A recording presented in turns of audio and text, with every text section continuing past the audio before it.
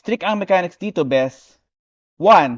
Dapat 3 minutes or less lang kanta mo. Isang segundo lang lagpas, disqualified. 2. 6 na taula ang pwedeng tumutong sa stage. Live vocals lang, walang live bands. 3.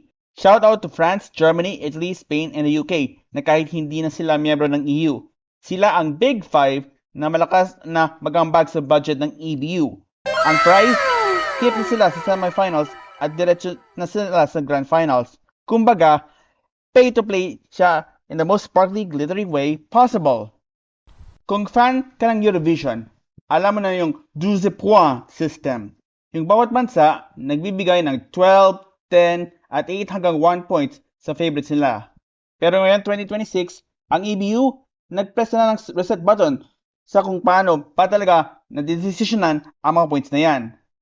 Dati kasi, magulo sa semifinals. Purely fans lang ang mag-decide. Pero this year, balik na sa 50-50 split sa lahat ng shows.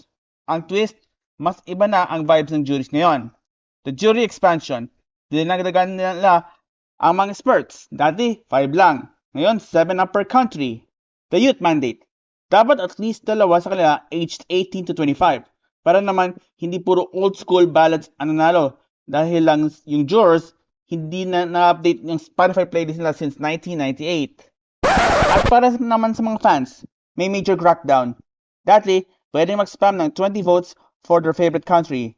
Ngayon, limitado na sa 10. Gusto nilang i-spread ang love, hindi lang puro power vote. And sorry na lang sa mga Philo fans, mukhang mapuputulan kayo ng powers dito.